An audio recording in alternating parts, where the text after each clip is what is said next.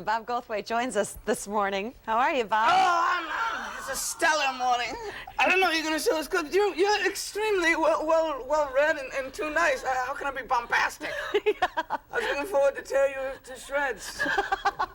Go ahead. Okay, well, actually, I thought Tom might interview me. I used to live in Boston, and I've been a big fan of his hair for such a long time. I was really looking forward to it. He's right over there. He might just come over and clock me. Let's see if I can't get him that annoyed. You can't. He's too nice. Is he? Yeah. Is he like Gandhi? No. Everyone's got a breaking point. Let's see. Poke fun at the old tomcat till he snaps on me. 3 hours sleep you got last night. Yeah, I think I look pretty good. You do.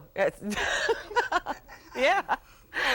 Come. I'm here because I'm hawking some gig because I'm a shameless whore and I just go around and promote all my shows. Where am I?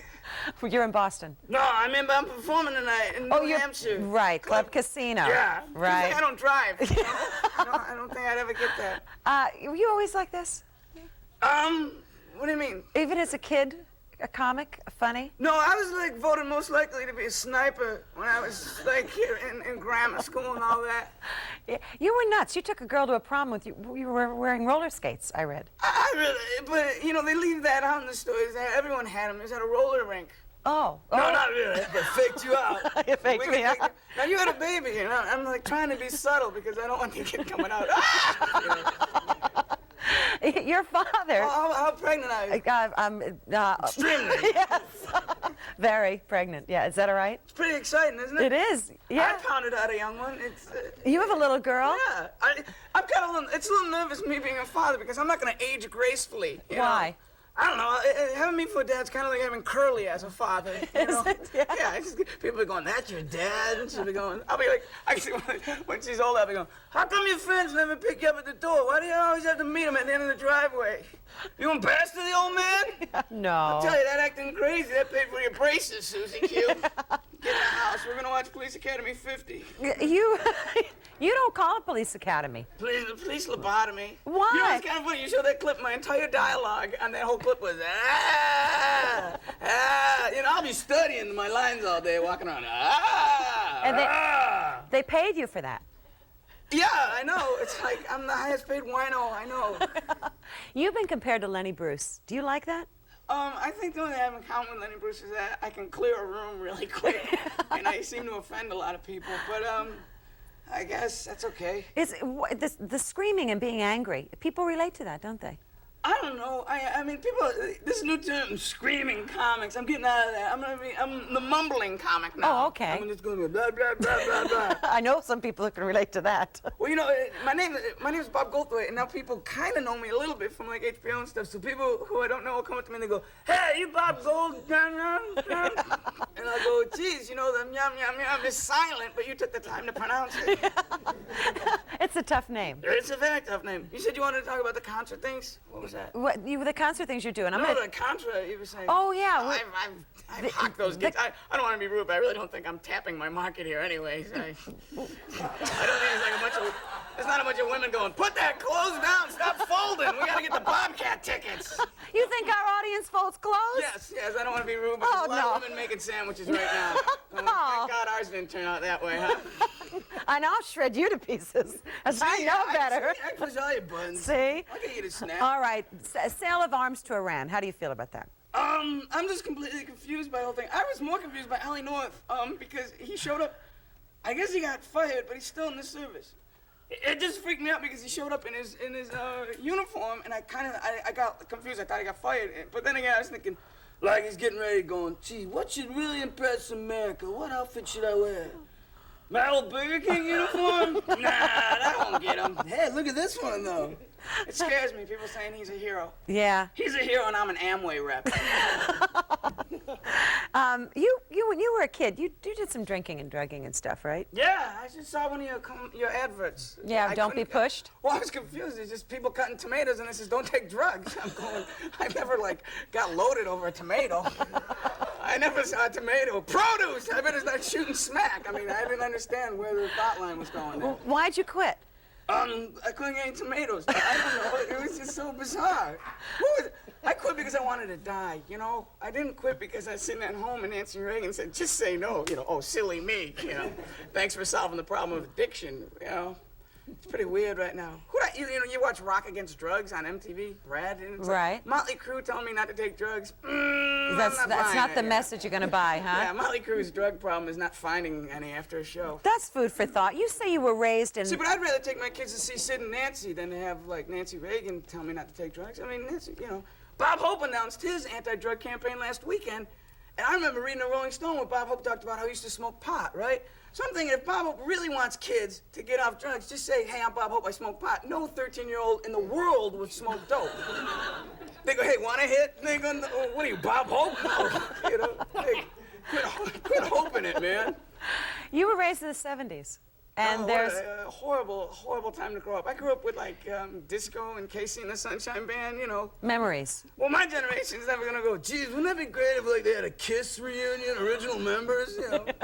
You don't think they ever will? Oh, they probably will. They're capitalist whores, yeah. You had a cable television when you were 8 years old. And what did that do to you? Developed my fingers really well, like, you know what I mean? You're switching. Yeah, I have the mind span of a gnat. You said that, Bob. I would never say that. I don't understand what I do. People in interviews now, they go, what's your philosophies on life? You know, and asking a person in a movie, it's just, ask Christ, ask Gandhi how to live. Don't ask me or Judd Nelson I how to didn't live. ask you how to I know, live. you've been very nice. I'm not going to ask you how to live. Okay, You go grew ahead. up in the ignorance is bliss generation, you said, or club, right?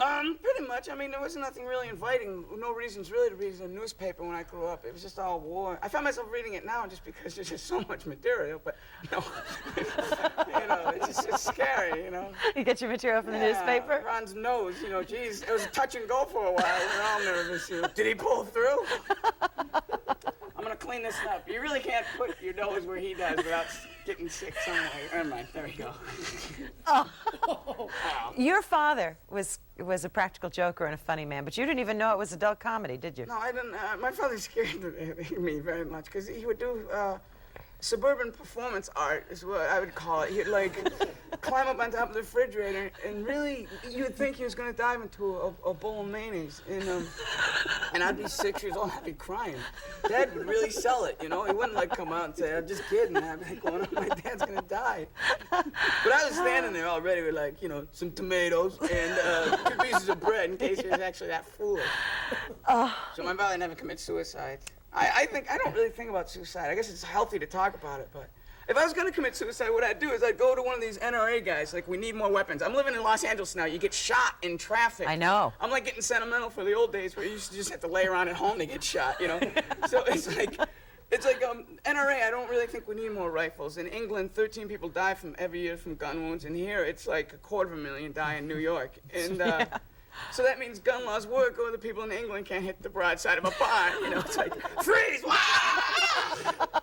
But if I was going to commit suicide, I'd go to one of these NRA guys' house, and I'd wake him up in the middle of the night, steal his gun, and go, well, why don't you explain this?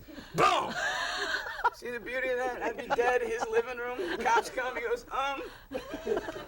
he just came in here and he blew his own head off. It's foolish, all the guns shooting. You know, if you have a gun, you got a bigger chance of getting shot. Yeah. Everyone thinks they're going to be like Maverick when someone breaks through. That guy's going to kill you, pal. Forget He's the got a gun. disadvantage. I mean, you're at total disadvantage. You're just laying there. Forget the gun. Well, I don't know. Then other times, guns do save people's lives, so it's, I don't know. I have no answers. Oh, jeez. Are you okay? I'm fine. A woman in your condition shouldn't be this close to me. Should be laughing. You've been interested in things like paranormal phenomenon. Now, why?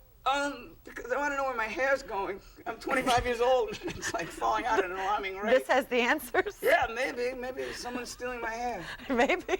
I keep finding hairs in my mouth, and I'm going bald. Are they going all the way through my head? Like, mental floss. Oh, well, so you're... Hang in there, man. So you're on the road, right? Yeah, it's not glorious. It's nothing like a Bob Seger song. It's not? No, it's, oh man. It's tough, huh? No, it's just, you know, it's like you never have I do interviews and stuff, and I don't remember them. I don't want to be rude. I'll remember this one, though. Are you sure? Right. This is really special. All right, all those... They said I was going to be on the Today Show.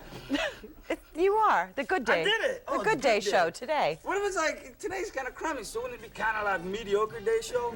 No. Not an interview, but it's raining and stuff. It is rain. It's a mediocre day. You're But you brightened it I up. used to, like, you know, people going, hi, I have to talk to a gentleman, and they poke me with a stick. Well, I just want... You just made a lot of fans out there calling all the women that watch us folding clothes women. That was very sexist, wasn't it? That was very sexist.